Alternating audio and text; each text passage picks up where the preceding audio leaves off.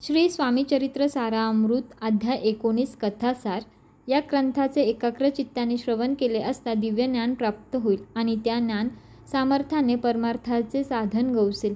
परिणामी चित्तास समाधान लाभून या भवसागरातून तरुण जाल, मोक्षमार्ग साध्य कराल अशी खात्री या अध्यायाच्या प्रारंभी ग्रंथकाराने श्रोतृवृंदाला दिलेली आहे.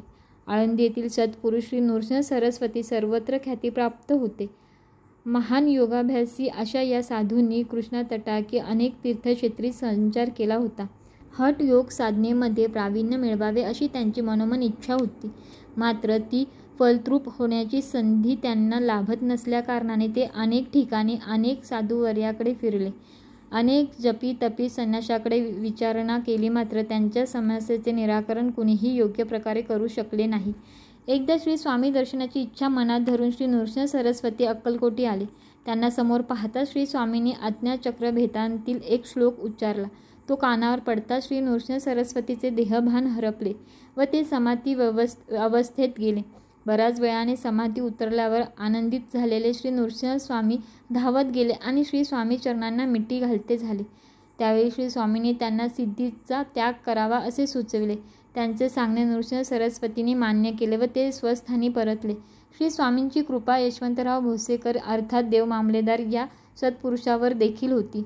अनेक ज्ञानी शिष्य श्री स्वामी परंपरेत निर्माण झाले.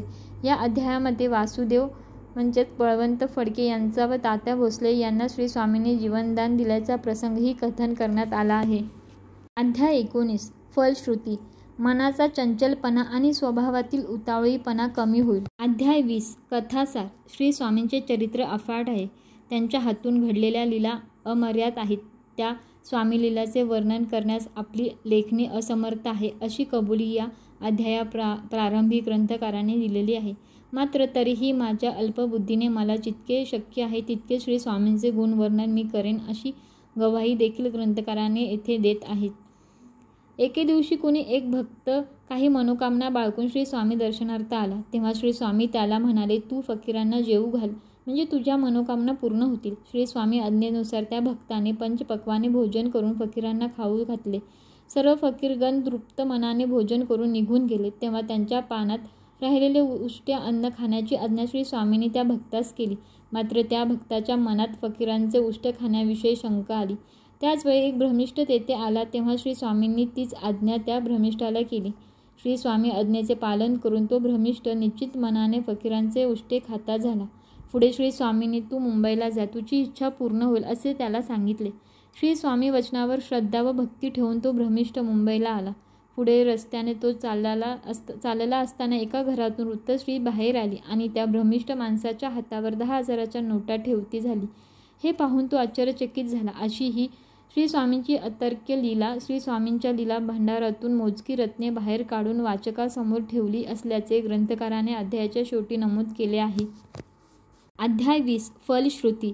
समाधान रूपी धन आणि आनंदरूपी संपत्ती प्राप्त होईल. अध्याय 21 कथासार. सुंदर देवालय निर्माण करताना चौक आणि बैठका आदीची सिद्धता केल्यावर अखेरीस कळसाची बांधणी केली जाते.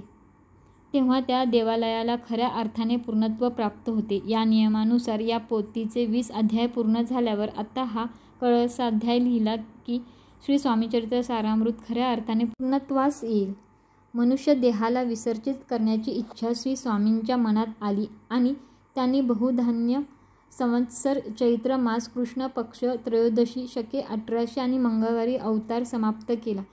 दिवसाच्या चतुर्प्रहारी श्री स्वामींनी निज नंदामध्ये निमग्न झाले. सेवेकरी तसेच भक्तजनांना अपार दुःख झाले. सर्वजण आक्रोश करू लागले. समाधीस्थ होण्याआधी श्री स्वामींनी ज्या लीला घडविल्या त्यांचे वर्णन ग्रंथकारांनी या चरित्रामध्ये केले. स्वतःविषयी माहिती देताना ग्रंथकार विष्णू बळवंत थोरात सांगतात की त्यांचा जन्म कोकण प्रांतांच्या रत्नागिरी जिल्ह्यातील पालशेत गावी झाला. नोकरीनिमित्त ते कोपर्ली येथे आले आणि येथे त्यांचा परिचय शंकरशेठ यांच्यासोबत झाला. शंकरशेठ स्वामी भक्त होते. त्यांच्यामुळेच थोरात श्री स्वामींकडे आकर्षित झाले आणि श्री स्वामीचरित्र लिहिते झाले. अखेरच्या अध्यायामध्ये ग्रंथकार थोरात यांनी श्री स्वामी चरित्र सारामृतची आवर्तनिका दिलेली आहे. त्यासोबत या ग्रंथाच्या वाचनाने कोणते फळ प्राप्त होईल याविषयी भाष्य केले आहे. हे चरित्र वाचणाऱ्यांच्या प्रत्येकावर श्री स्वामींची अखंड कृपा राहो अशी विनंती ही ग्रंथलेखनाने सरतेशेवटी श्री स्वामीचरणी केलेली आहे. अध्याय 21 फलश्रुती. आयुष्याच्या अंतापर्यंत सद्गुरूची अखंड कृपादृष्टीची साथ लाभेल. श्री स्वामी समर्थ. जय जय स्वामी समर्थ. ओम श्री स्वामी समर्थ. जय जय स्वामी समर्थ.